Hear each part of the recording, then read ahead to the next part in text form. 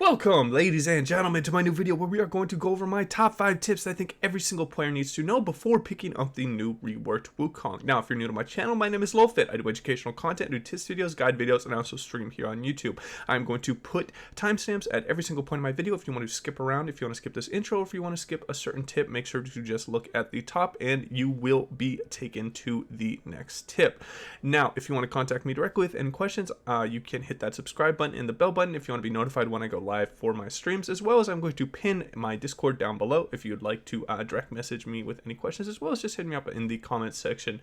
down below. Now, I'm a bit limited with this format, only doing 5 tips because I don't want my videos to run too long. Make sure to add your own tips down below. Wukong is quite an old champion and there are a lot of people that have played it, and I'm sure there's going to be a lot of different opinions on how to play out this champion. So with all that out of the way, let's jump into the first tip.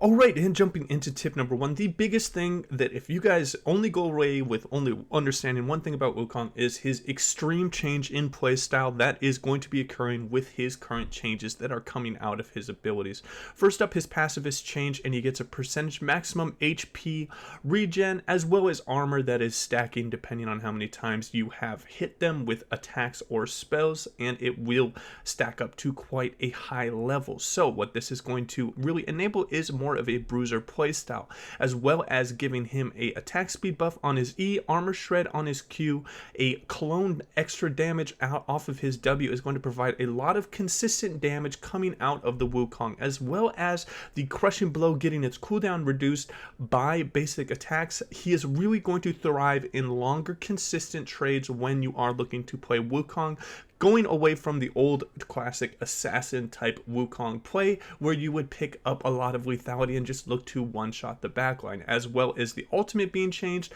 giving it a target percentage maximum HP bonus. This is going to be a very strong champion that is going to do quite well into tanks, getting armor shred, target maximum HP, and a bit of regen from your passive. So how you want to look to play out your builds now is obviously your stone skin is going to synergize extremely well with heavy HP builds, as well as having this really consistent damage that you can throw out. It is going to really work going down the bruiser path when you are looking to build items. My current favorite is getting a little bit of burst from a Tiamat variant, as well as the Triforce giving you a huge amount of tower push potential, as you can look to use your crushing blow auto attack reset when you are taking towers. So keep this in mind when you are looking to play Wukong, and try out the more bruiser variant as opposed to the old assassin type of playstyle. If you have any questions, you can hit me up in the comments down below, and that will wrap up tip number 1.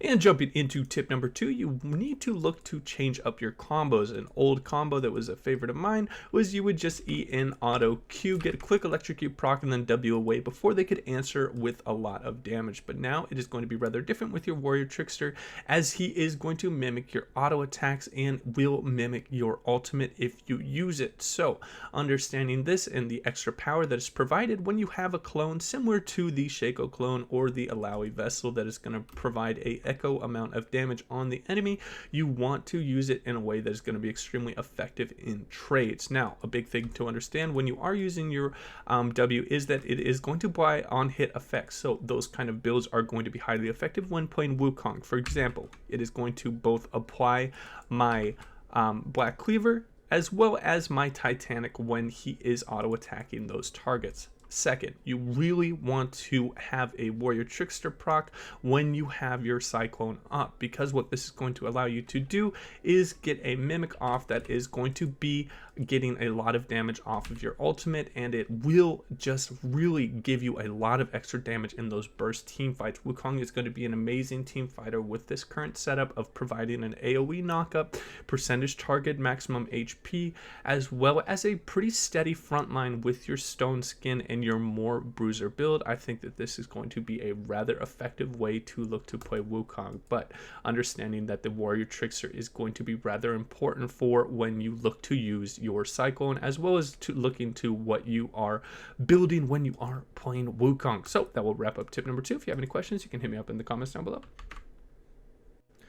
All right, and getting into tip number 3, it is really important to have a great understanding of what your Q crushing blows can really provide when you are looking to fight with Wukong. Now, the first and most important thing is it is going to reduce the target's armor, so having that target having the reduced armor is going to be great to have that debuff on the enemy champion before you look to use your R, or if you have something like a Tiamat, having the Tiamat proc and using that really big Titanic Hydra proc if you're going to HP build that can go up to 436 extra damage on an attack, or even something like a Trinity Force proc. It is always really nice to have as much shred up as possible when you are looking to really just get a lot of damage out on the enemy target. So the next thing you can look to use when you are using the crushing blow is it provides you with a huge amount of extra range depending on what level the ability is, but it can be a great way to just get a really quick trade in the lane if you do not want to engage them in auto attack range. Say it's something like a Darius and it's level 1 and you don't want to get in too close where he can W you and slow you down and get a couple stacks. You can get a easy Q proc on the enemy champion from a decent distance away, as well as when you are kiting them out, maybe you are losing the trade a little bit and you just want to walk away, you can do a final Q from a pretty far distance away. So I'd recommend just going into a practice tool real quick and getting used to Wukong's attack range and then the different attack ranges that are going to be provided when you are in your Q crushing blow and you have that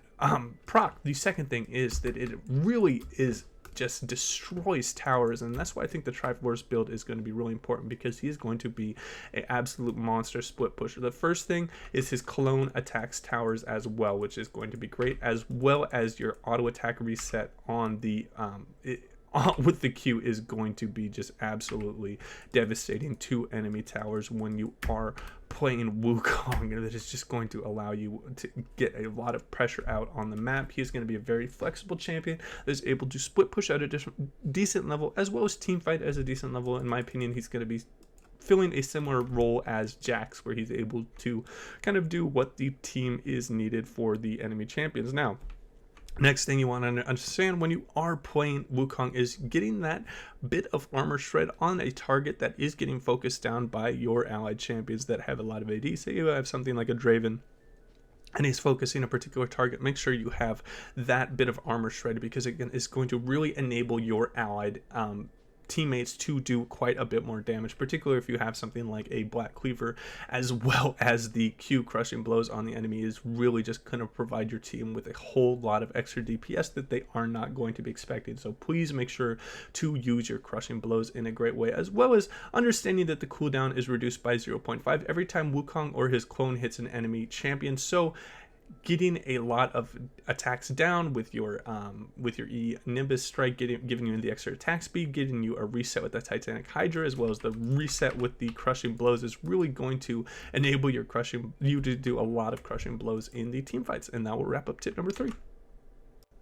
Alright, and jumping into tip number 4, the most important thing that I think is really going to separate the rather poor Wukongs from the really good Wukongs that are able to carry quite consistently when they are playing the champion is your ability to get flanks off when you are playing Wukong and getting those really big multi-man knockups that are coming from unexpected angles, as this is going to be really Wukong's bread and butter in the late game. So always look to make sure you're having a sweeper and you have a control ward where you can control the vision around regular objectives where people are looking to fight, and try and be as sneaky as possible when playing Wukong and really get in for those really strong multi-man ultimate knockups that you can hit quite a few people. So always look for flanks and coming from really unexpected angles where you're able to get on top of the backline and do as much damage and cause as much chaos as possible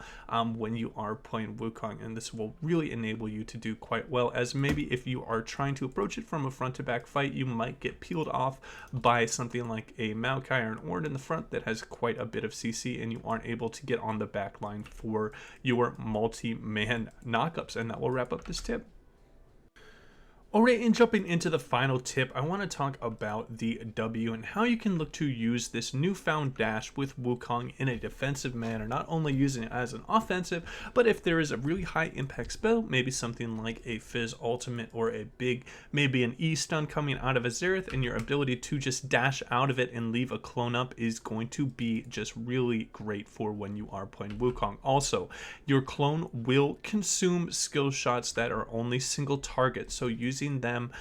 this is going to be really great to bait out things that might be a little bit longer cooldown, like a Blitzcrank Q. So not only is the Warrior Trickster an amazing spell for your offensive, but it is a really good defensive tool when you are looking to play Wukong, as well as if you feel like you are getting focused quite consistently in team fights, using your W and not making it too obvious who is the real Wukong is going to be a great way to make sure that a lot of damage is going to be thrown at your clone. Now, people are going to know pretty soon that your clone cannot mimic the E and Q, but it can mimic the ult and auto attack. So being stationary, auto attacking, and ultimating won't give away your position when you are playing Wukong.